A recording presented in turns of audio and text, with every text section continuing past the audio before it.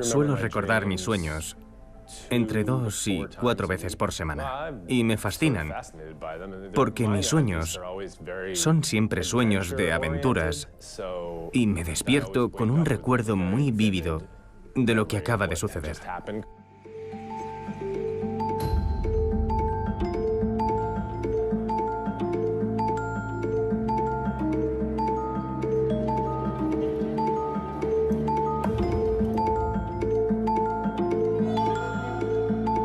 Me grabo a mí mismo y añado elementos al vídeo, cosas reales, nada de efectos especiales hechos por ordenador. Plastilina, pintura y papel. Así es como el animador Lawrence Becker reproduce sus aventuras nocturnas.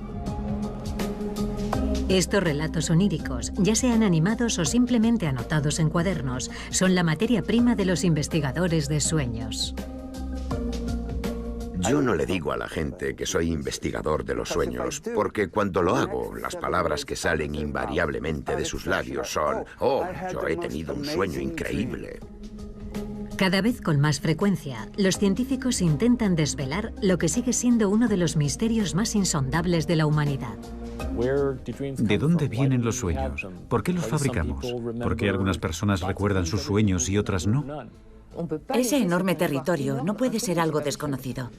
Por definición, no podemos observar un sueño mientras sucede. No podemos tener un grupo de control que haga una cosa, otro grupo que haga otra cosa y comparar los sueños de los dos grupos.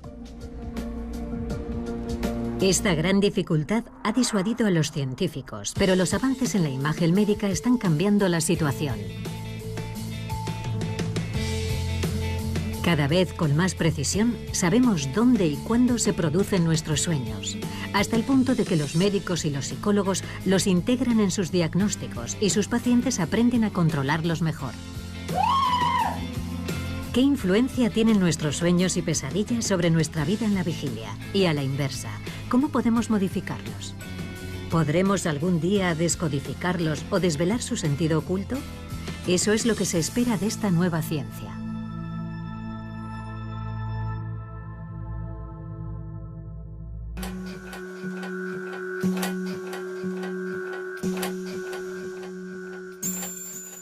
La interpretación de los sueños, el gran libro de Freud, comienza con uno de sus propios sueños. Freud está tratando a una de sus pacientes, a quien llama Irma.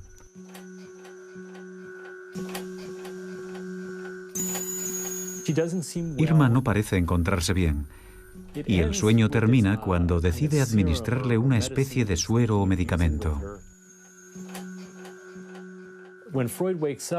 Cuando Freud se despierta, piensa que ha tenido ese sueño debido a su estado de inquietud. Y se pregunta por qué el tratamiento que está utilizando con Irma en la vida real no funciona. El deseo insatisfecho de su sueño es que, cualquiera que sea la causa de la enfermedad de la mujer, no es por su culpa. A comienzos del siglo XX, el neurólogo vienés Sigmund Freud publica La interpretación de los sueños, un trabajo de una resonancia colosal en el que desarrolla su famosa teoría del psicoanálisis. Era la primera vez que un médico decía que tenía interés en estudiar los sueños. Había psicólogos que se interesaban, había filósofos también, pero a Sigmund Freud se le atribuye el mérito de que los médicos comenzaran a pedir a sus pacientes que les contaran sus sueños. Freud creía que los sueños son la expresión de nuestros deseos inconscientes y que cuando nos vamos a dormir por la noche, nosotros vivimos en el mundo cotidiano civilizado y nuestros anhelos y deseos más primitivos y nuestras pulsiones animales debemos mantenerlos bajo control. Pero cuando nos vamos a dormir por la noche, nuestro control disminuye y esos deseos entran en acción. Un siglo más tarde, el psicoanálisis sigue siendo una referencia para muchos psiquiatras y psicólogos, pero cada vez más investigadores se atreven a cuestionarla. Los sueños desaparecen en cuanto nos despertamos, así que es una tarea difícil. Pero puedo decirle que las 2 últimas noches he vuelto a tener un sueño en el que duermo en una residencia estudiantil al principio del curso escolar. Tengo ese sueño constantemente y no sé por qué. Me resulta muy frustrante que mis sueños sean en periodos estresantes y que siempre intente resolver un problema que no existe. Eso me irrita cuando me despierto, porque he hecho un esfuerzo enorme para resolver un problema que no es real.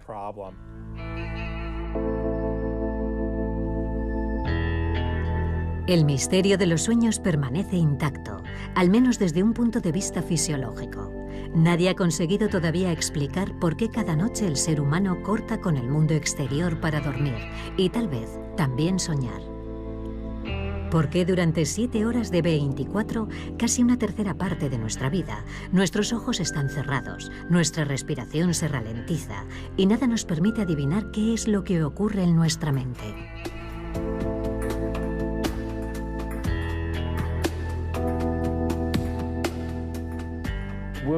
William Dement, uno de los primeros investigadores del sueño y de los sueños, llevó a cabo uno de sus primeros experimentos en su laboratorio del sueño.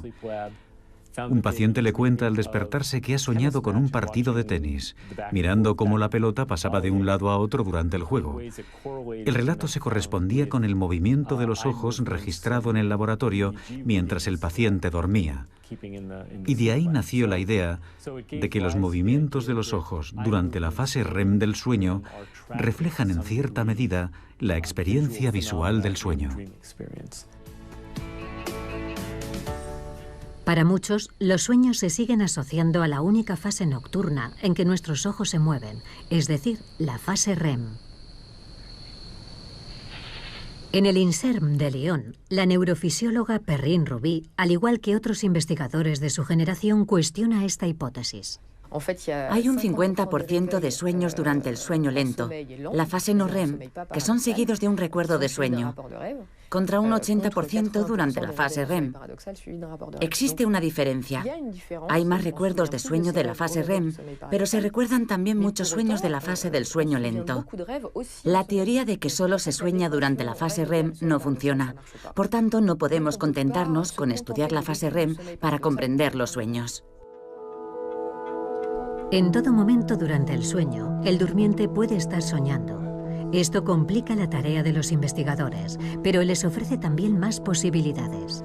Perrine Ruby y su equipo estudian el sueño largo profundo, una fase relativamente fácil de alcanzar por personas privadas de sueño, que deben dormirse mientras se someten a una resonancia magnética. Ahora está durmiendo. Vemos que la actividad de fondo se ralentiza en comparación con la vigilia. El electroencefalograma es la única referencia para saber en qué fase del sueño se encuentra el durmiente. Durante el sueño no REM, el cerebro pasa revista a los acontecimientos del día. Constatamos una actividad cerebral regular y repetitiva. Comienza en el hipocampo, una estructura situada en el interior del cerebro, cuya misión es la formación de los recuerdos.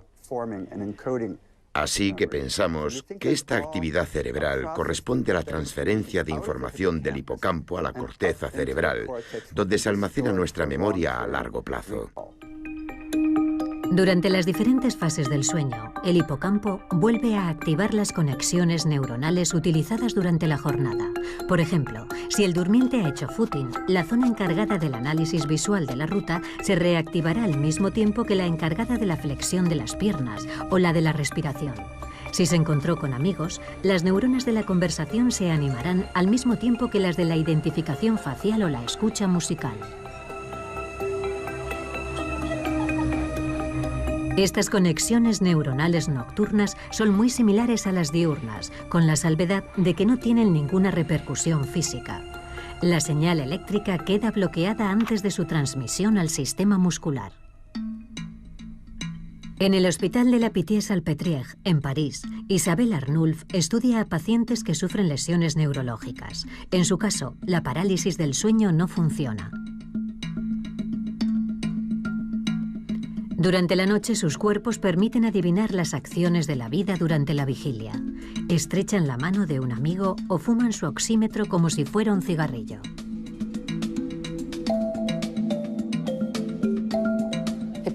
Las personas que exteriorizan sus sueños son muy valiosas porque tenemos el sueño mientras se está desarrollando. Así que podemos evaluar la duración, por ejemplo, y descartar la idea de que los sueños tienen una duración distinta a la realidad, que son más lentos o que un infinito transcurre en un segundo. La gente que muestra esos comportamientos lo hace a la misma velocidad que en la realidad. Tengo, por ejemplo, un paciente que ha construido una escalera y lo ha hecho durante un sueño de 1 hora, así que no iba más rápido que en la realidad.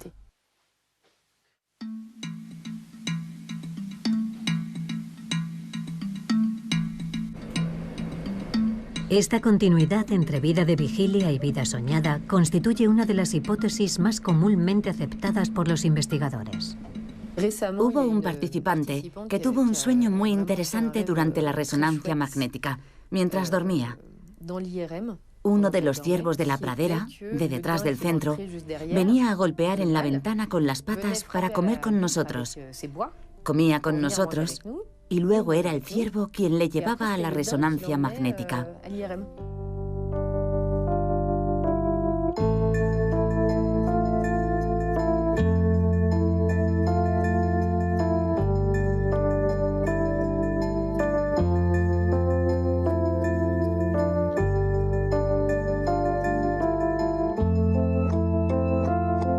Los estudios cuantitativos de los estadísticos del sueño verifican la hipótesis de la continuidad.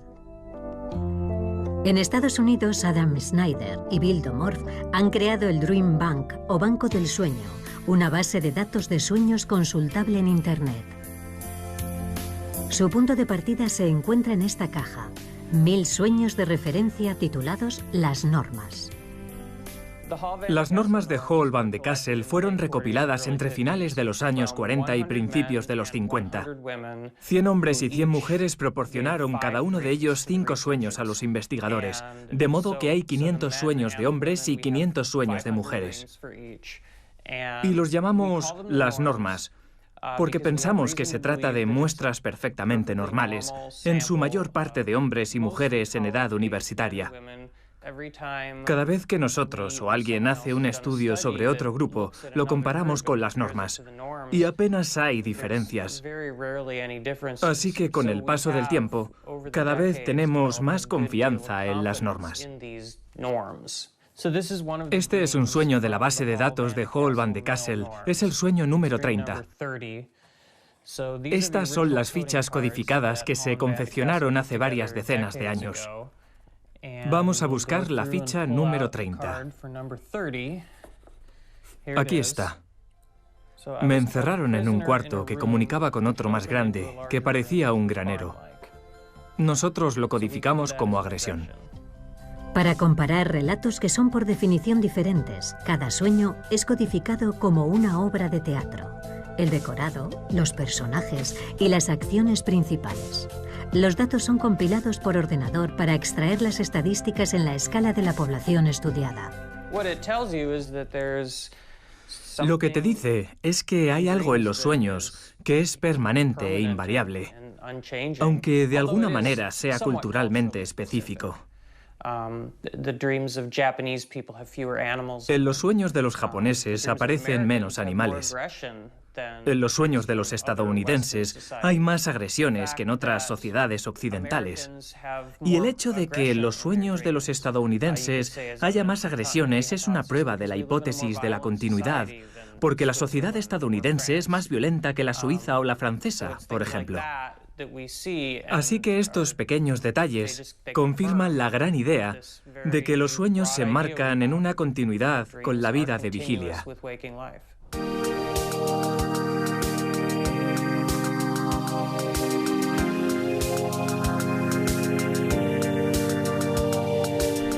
Cada noche, nuestros sueños reconectan con los lugares, los rostros y las acciones que están ya presentes en nuestra memoria. Sin embargo, nos sentiríamos mucho menos fascinados si nuestros sueños reflejaran exactamente la realidad cotidiana. Parece que nuestro cerebro tiene una capacidad siempre renovada para sorprendernos, efectuando asociaciones de ideas entre nuestra memoria a corto plazo y nuestros recuerdos más antiguos.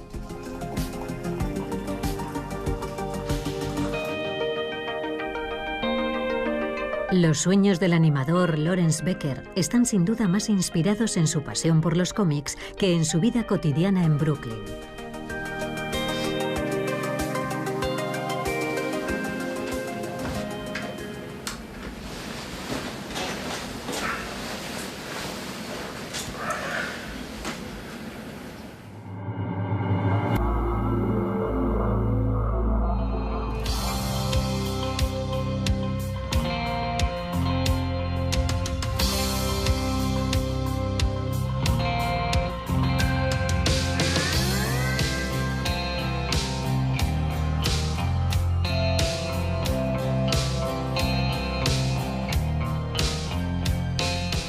La estructura del sueño es siempre un poco disparatada.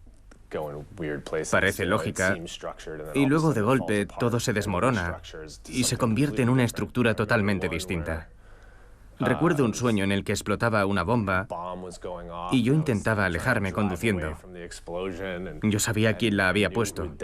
Era un trabajo interno del gobierno. Era un plan perfectamente elaborado. Pero de repente todo cambiaba y me encontraba nadando con una rana o cualquier otra cosa que no tenía nada que ver. No suelen durar.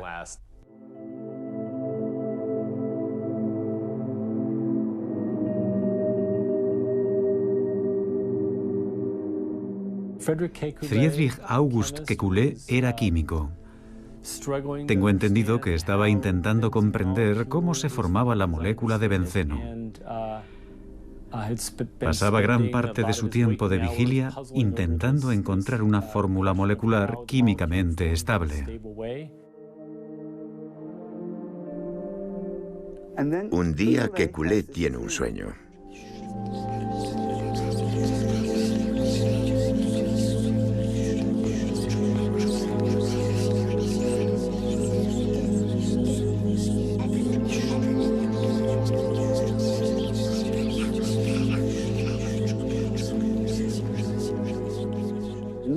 En el sueño ve a una serpiente tragándose su propia cola. Se despierta del sueño y dice, ya está, es esto. Y resulta que la estructura molecular del benceno es un círculo con los 6 átomos de carbono unidos en un bucle. Era la primera estructura circular encontrada en la naturaleza. Y la idea de ese tipo de conexión se le ocurrió gracias al sueño.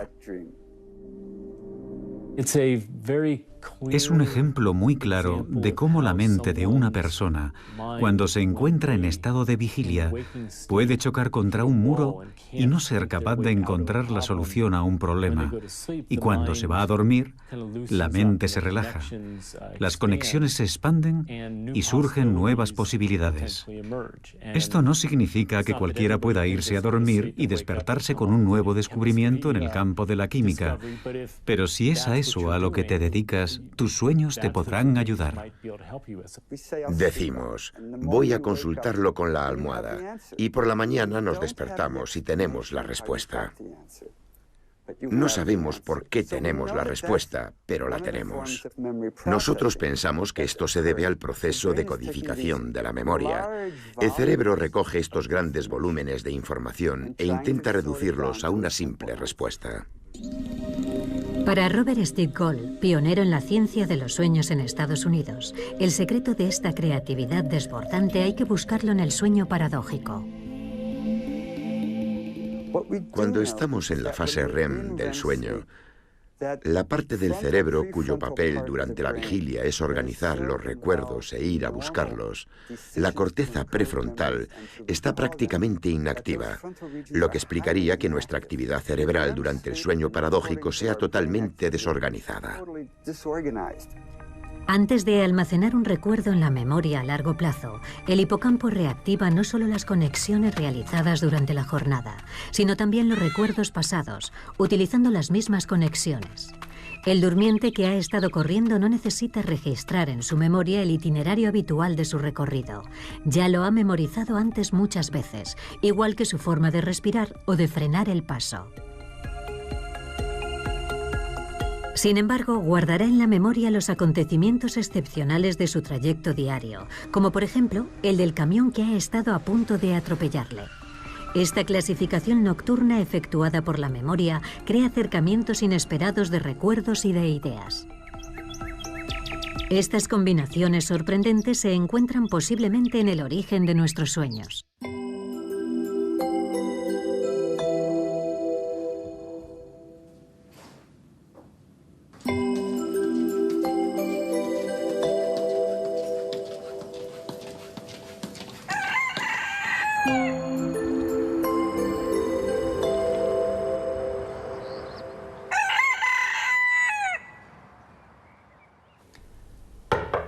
¿Remy?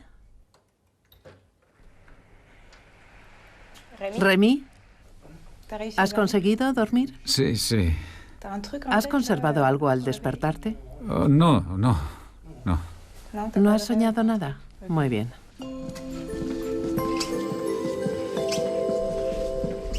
Para explorar el potencial creativo de nuestros sueños, sigue siendo necesario recordarlos. 648, 648 menos 8, 640, 640 menos 7, 633, 677... En Lyon, los equipos de la profesora Ruby despejan un terreno aún desconocido. Con diferentes tests antes y después del sueño, comparan la actividad cerebral de las personas, entre las cuales algunas dicen soñar mucho y otras nada. Para su sorpresa, las imágenes médicas revelan una diferencia de actividad cerebral entre los dos tipos de soñadores. La región que hemos descubierto que era más activa en aquellos sujetos que recuerdan más a menudo sus sueños, en comparación con los que raras veces los recuerdan, es la unión temporoparietal, la unión entre el lóbulo temporal, el occipital y el parietal. Es una región asociativa, involucrada en la memoria episódica y también en la orientación de la atención. Todos tenemos pequeños momentos de vigilia durante el sueño, y si los juntamos, el tiempo acumulado es superior entre los más soñadores que entre los menos. Es muy interesante porque hay una hipótesis del año 76 que proponía que el cerebro dormido no es capaz de registrar información en la memoria, que era necesario estar despierto para codificar una información. Los sueños constituyen una nueva información que se presenta en el cerebro durante el sueño. Para codificar un sueño en la memoria y recordarlo, es necesario que se produzca un instante de vigilia en el momento en el que el sueño está en memoria a corto plazo. Más sensibles a su entorno, los grandes soñadores tienen más ocasiones de despertarse y por tanto más oportunidades para recordar sus sueños.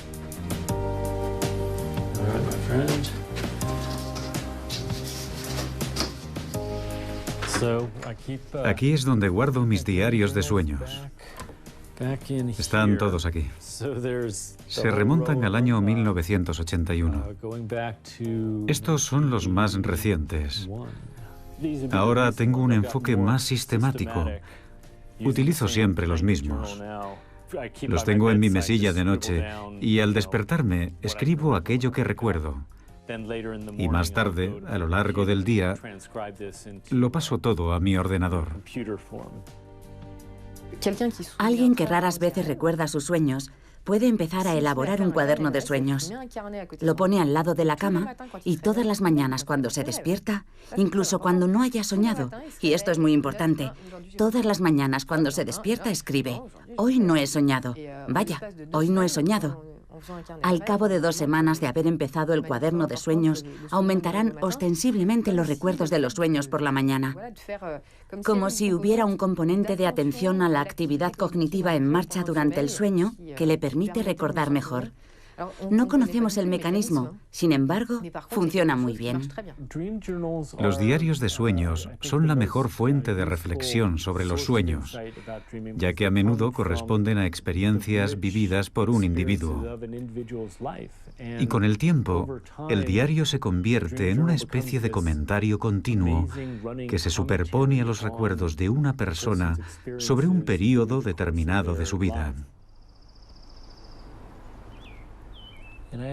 Este es un sueño en el que estoy leyendo algo acerca de los osos polares y de repente aparecen osos polares, pero también un puma y un lobo sobre una roca nevada. Me encuentro en una situación en la que debo matar al oso polar y luego experimento un sentimiento de culpabilidad terrible. Me sentía indignado conmigo mismo. En aquella época, yo buscaba formas de luchar contra mi propia agresividad.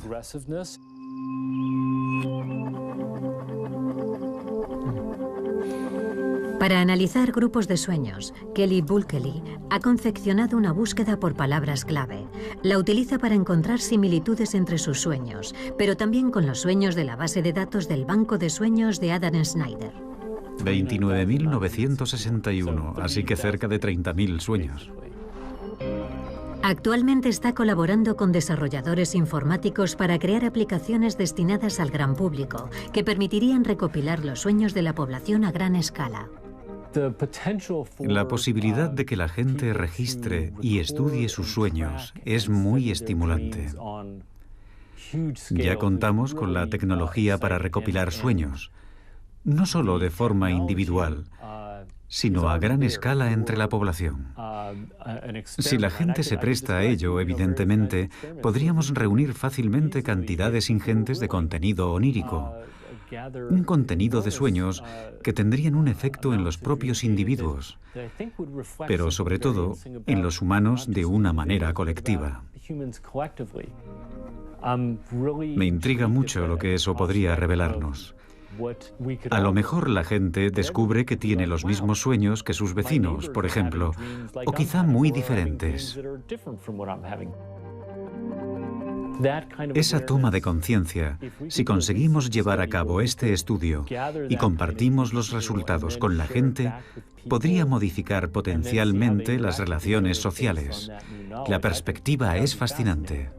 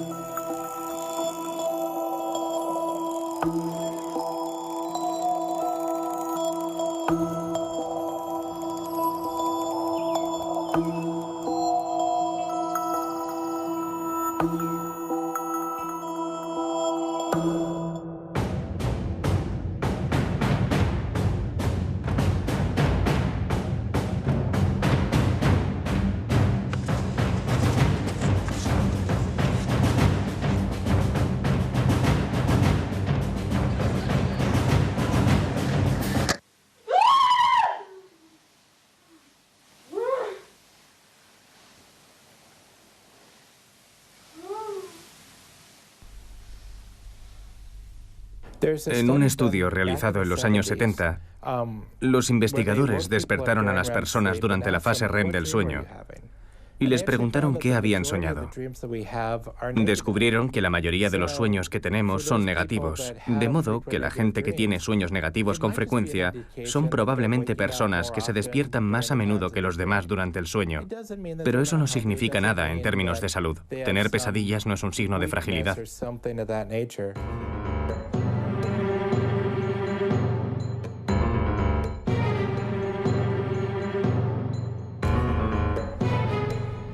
Por lo tanto, no tiene nada de anormal soñar que nos persiguen bolas de nieve o que luchamos contra pterodáctilos en mitad de la noche. Para poder tener esta intensa actividad nocturna, el mecanismo de la parálisis muscular es esencial. Cuando observamos a pacientes en los que el sistema no funciona o no funciona como debiera, es cuando realmente nos damos cuenta de lo importante que es permanecer inmóviles durante el sueño. El hecho de hablar no supone un problema importante. Podemos molestar al que duerme al lado o divulgar algún secreto, pero bueno, de hecho hay bastante gente que habla mientras duerme. No estamos muy bloqueados en eso, incluida la fase de sueño lento. Pero cuando empiezas a golpear a una persona con puñetazos o patadas, porque eso es lo que hemos visto, las personas que acuden a nosotros vienen con fracturas o incluso con hematomas cerebrales. Cuando se exterioriza, la violencia de los sueños puede llegar a ser brutal y las personas despliegan una fuerza colosal.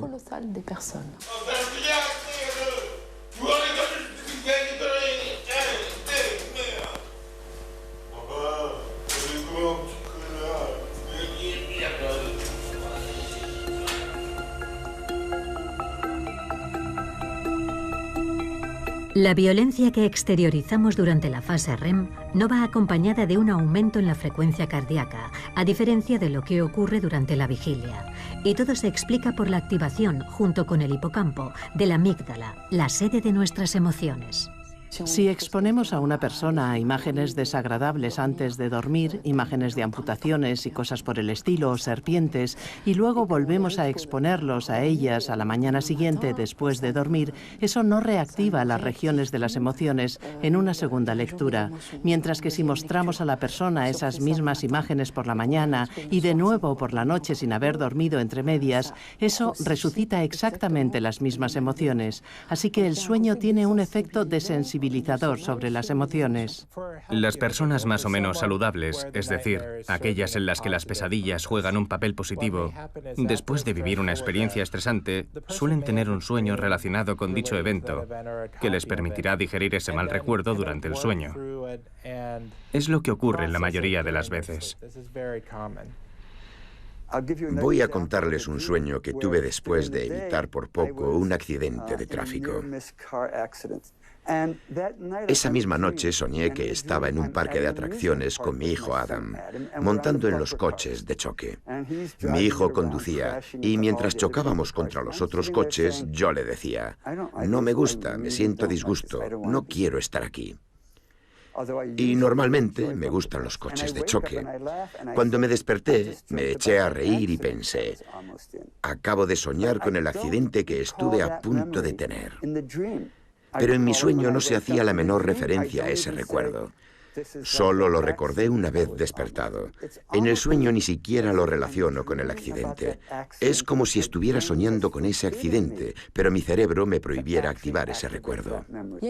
Existe una teoría darwinista del sueño. Parte de la constatación de que los seres humanos tenemos un alto porcentaje de sueños negativos, más de 2/3 partes, en los que experimentamos pesadillas, sufrimos agresiones, debemos huir de algún peligro o se nos excluye. Se considera que la presencia de todos esos fenómenos en nuestros sueños se remonta quizá a la época en la que era útil simular, porque en el fondo son simulaciones, son tigres de papel en nuestra mente. Se trata de una serie de amenazas en las que tenemos que huir o contraatacar y simular al mismo tiempo una respuesta. Si sueño que alguien me agrede en el metro y yo respondo dándole un puñetazo y huyendo, estoy entrenando a mi cerebro y si me ocurriera en la realidad podré reaccionar rápidamente y sin pensarlo. Cuando la emoción es muy intensa o el durmiente tiene un sueño demasiado ligero, la amígdala activa su sistema de alerta, lo que provoca el despertar y evita la pesadilla. El procesamiento de la emoción a veces se detiene o se abrevia durante el sueño, y es entonces cuando algunos pacientes comienzan a tener pesadillas recurrentes. Tuve mi primera pesadilla a los 6 años e inmediatamente comenzó a repetirse cada noche. Mis padres eran predicadores pentecostales, así que me llevaban al altar durante la oración y hacían todo lo posible, religiosamente hablando, para tratar de curarme de las pesadillas. Pero no dio resultado. Cuando tenía unos 10 años, dejé de hablar del asunto. Me di cuenta de que era cosa mía Comprendí que tenía que lidiar con ello y seguir adelante con mi vida. Se convirtió en una faceta más de mi personalidad y fue creciendo hasta el punto de tener hasta 5 pesadillas recurrentes. En esas pesadillas me separaba de mi familia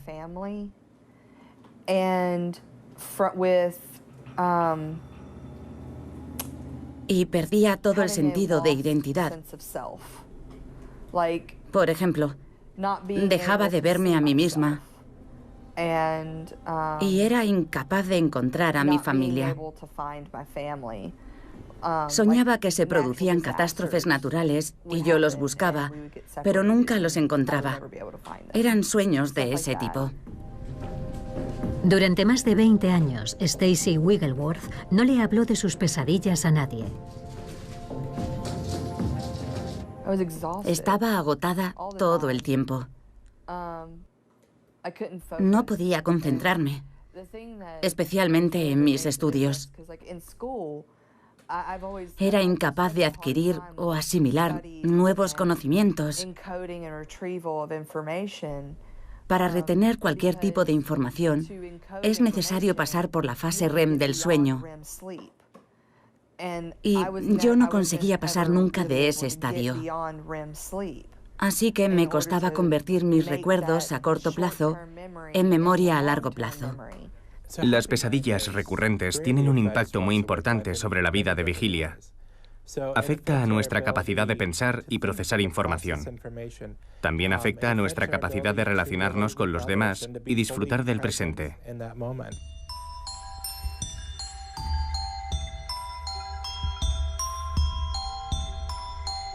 En la Universidad de Mississippi, el psicólogo Michael Nadorf trabaja en la prevención del suicidio. Para comprender mejor a sus pacientes, muchos de los cuales son militares y sufren de estrés postraumático, ha investigado sobre las pesadillas.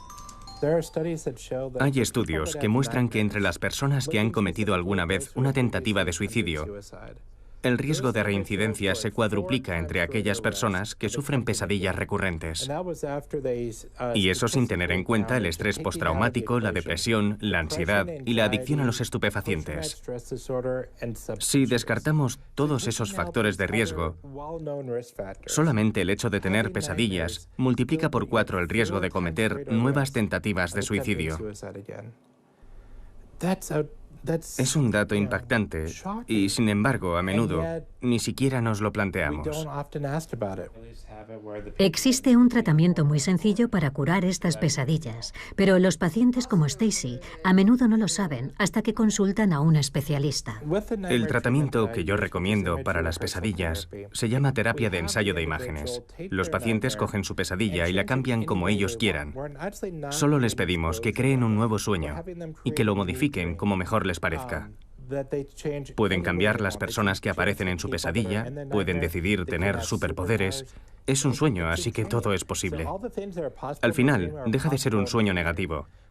Ya no es algo de lo que necesitan escapar. Y una vez que ya no es necesario huir de él, es posible terminarlo. Mientras que antes se interrumpía constantemente y volvía a empezar.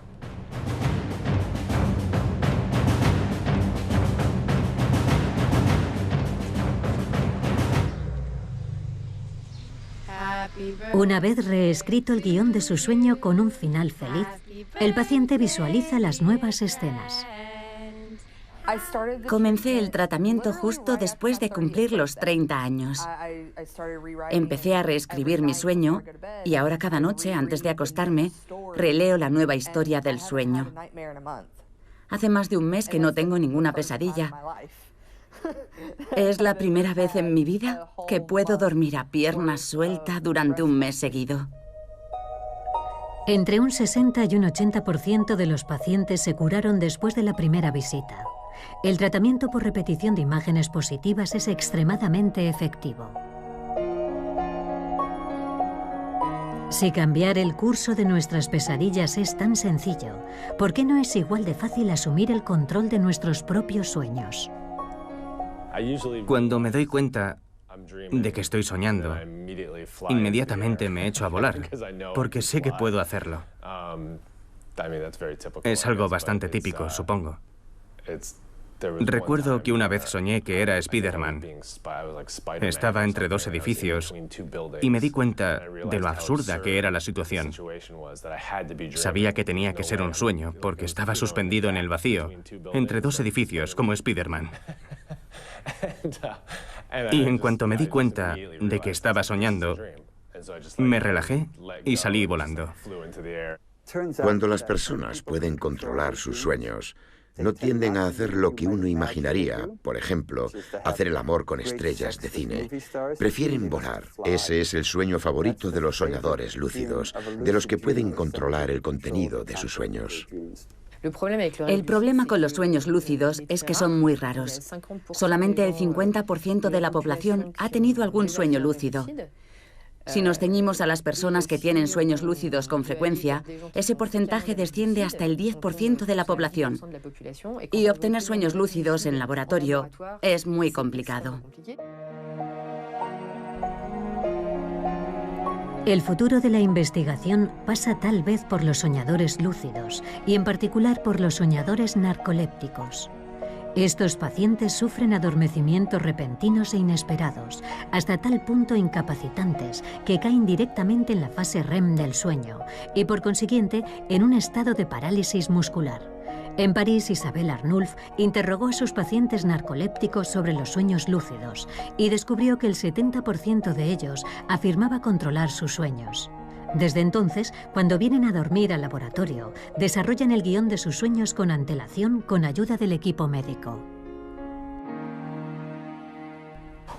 Le decimos a nuestros pacientes, trata de dirigir tu sueño, de controlarlo, y cuando sepas dirigirlo y sepas que estás soñando, haznos una señal ocular, izquierda-derecha, y si puedes, modifica tu sueño. No solo los ojos, realiza alguna acción que involucre tu respiración, como zambullirte en una piscina, pero siempre en consonancia con el sueño, no cualquier cosa. Y entonces, haznos la señal ocular antes de comenzar la acción y cuando la hayas terminado.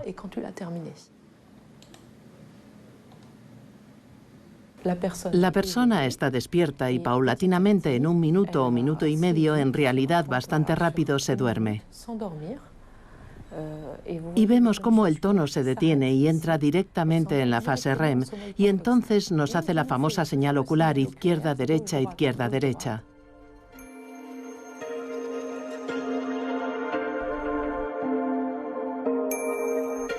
Aquí se ha zambullido porque la respiración se detiene durante 12 segundos y luego vuelve a respirar. Y aquí me ha hecho la señal ocular antes de comenzar la acción y cuando la ha terminado. Con esta paciente avanzaremos mucho más rápido que con otros que no saben cómo hacerlo. Es difícil hacer eso. La investigación sobre los sueños lúcidos está aún en pañales, pero es prometedora. Los narcolépticos podrían actuar como exploradores en el mundo de los sueños y ayudarnos así a comprender mejor sus características. En la Escuela Médica de Harvard, los equipos del profesor Steve Gold investigan otras pistas. Controlar los sueños no es muy saludable, porque impedimos a nuestro cerebro hacer lo que quiere hacer. Ahora los investigadores más avanzados salen del cerebro y prefieren las simulaciones informáticas. Anna Shapiro ha programado una red neuronal artificial capaz de retener y organizar la información que se le suministra. Funciona en el ordenador con diferentes programas. Es una versión resumida de las interacciones que se producen en el cerebro, tal como lo conocemos.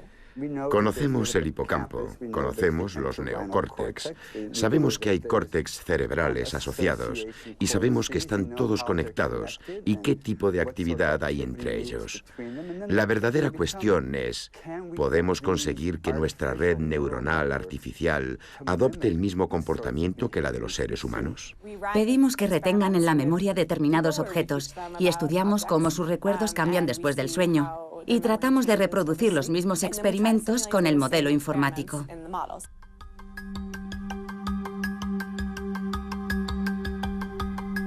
Para comparar al humano con la máquina, todavía nos falta lograr sumergir a la red artificial en un estado de sueño. Una forma de concebir el sueño es nuestra capacidad de procesar información de una manera más o menos útil, sin que haya ningún contacto con el entorno sensorial. Cuando te desconectas del mundo exterior y solamente trabajas con tus propias representaciones, es posible tener una actividad cognitiva que cambie algunas de esas representaciones. Si es así como definimos el sueño, entonces sí, las máquinas pueden dormir. Tenemos una opción que permite dormir al modelo informático y otra que no, y vemos la diferencia. Es más fácil que privar de sueño a un humano. Al despertar, hombres y ordenadores son testados nuevamente para medir la influencia del sueño en sus respectivas actuaciones. Los resultados son sorprendentemente similares. Prácticamente coinciden. Con nuestro modelo informático podemos reproducir los cambios de memoria de los humanos. Para retener nuevas informaciones relacionadas con conocimientos ya adquiridos, si dormimos después de haber aprendido esa nueva información, la integraremos mucho más fácilmente en nuestros conocimientos existentes que si no dormimos. ¿Podemos hacer soñar a un ordenador? No, porque el sueño es en realidad un proceso consciente. Así que necesitaríamos ordenadores dotados de conciencia para conseguir hacerlos soñar. Ahora bien, podemos hacer que los ordenadores imiten la actividad cerebral subyacente que creemos que es el germen de los sueños en nuestro cerebro. No veo por qué no. Podemos hacer coincidir el comportamiento de un modelo informático con el comportamiento humano y también acceder a diferentes representaciones usadas por el modelo. Sería muy interesante comparar dichas representaciones con las utilizadas por el cerebro humano. Estamos estudiando a sujetos con resonancia magnética antes y después del sueño para ver si los cambios de su actividad cerebral se corresponden con los que podemos predecir con la ayuda del ordenador.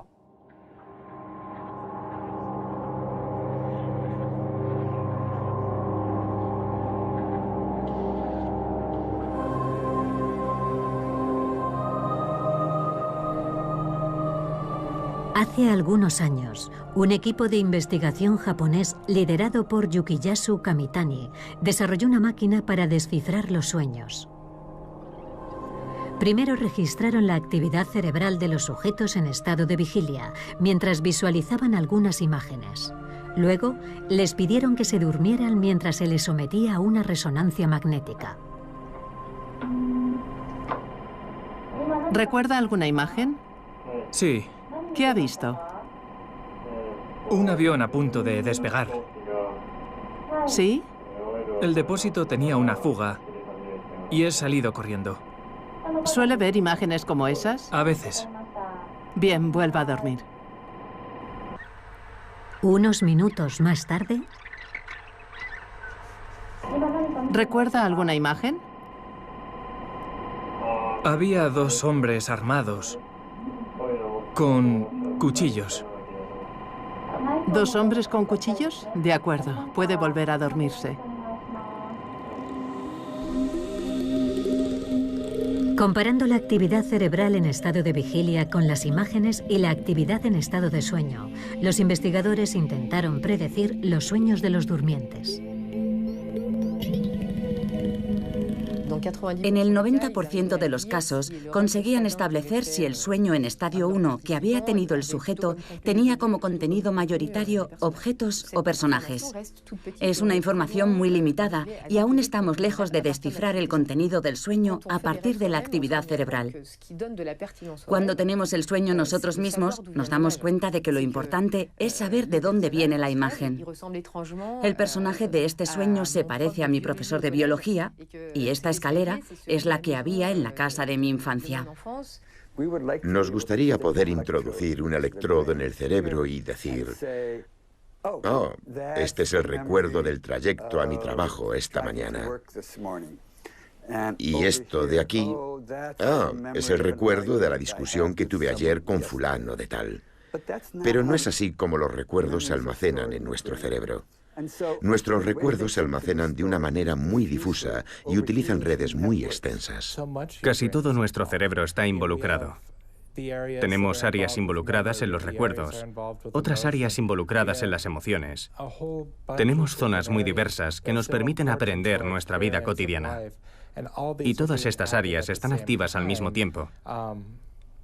Es una experiencia interconectada. No es el trabajo de una sola zona. Y es lo que hace que los sueños sean únicos. A menudo sueño que juego al baloncesto o al béisbol y la pelota o cualquier otro accesorio del equipo no son los apropiados. Ya no los practico, pero jugué mucho cuando era niño. Y en los sueños, mi imaginación parece decirme, lo que estás viviendo ahora se parece a lo que sentías cuando jugabas al baloncesto o al béisbol. Lo que somos hoy está conectado con lo que éramos en el pasado, y los sueños están ahí para recordárnoslo.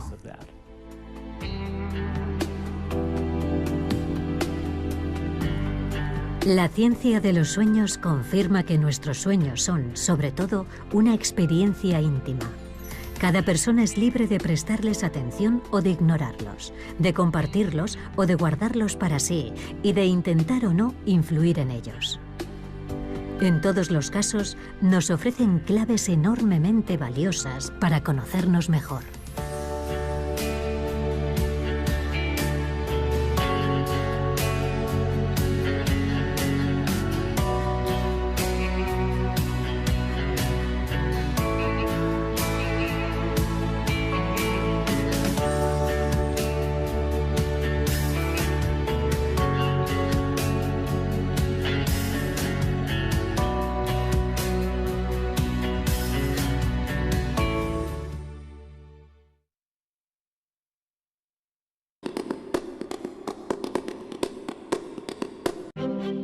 La fotografía de conflictos nos acerca a las raíces de los enfrentamientos más importantes de nuestro tiempo, ya sean guerras, violencia de género, violación o peleas entre bandas.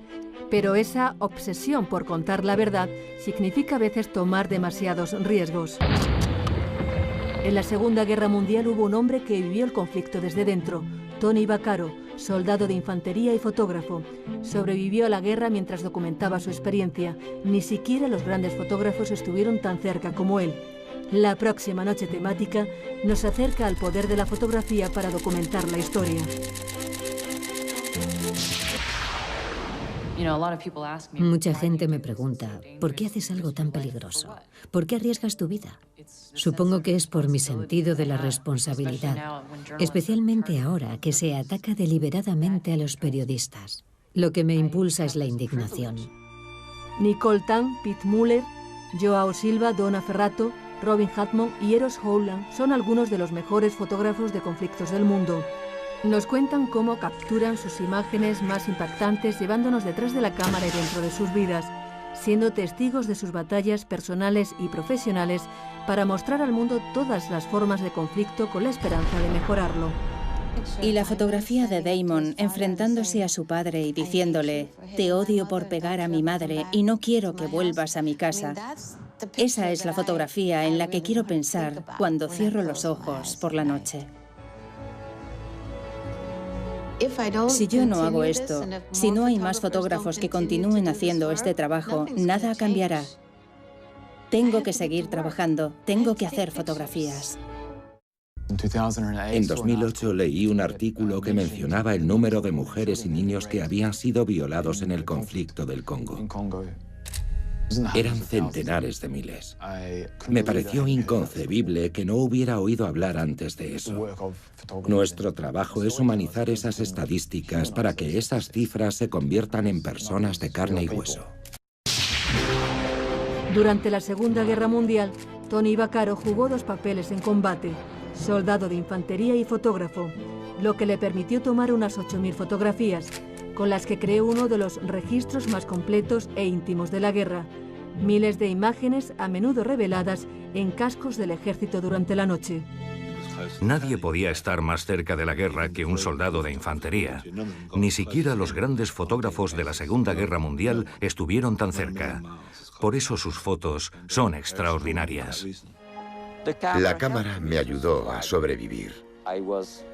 Llevaba conmigo un aparato que grababa mis pasos y quería asegurarme de que no fueran detenidos. Hice todo lo posible por sobrevivir. Corría deprisa, cavaba muy profundo. Intentaba situarme en una posición en la que tuviera la mayor protección.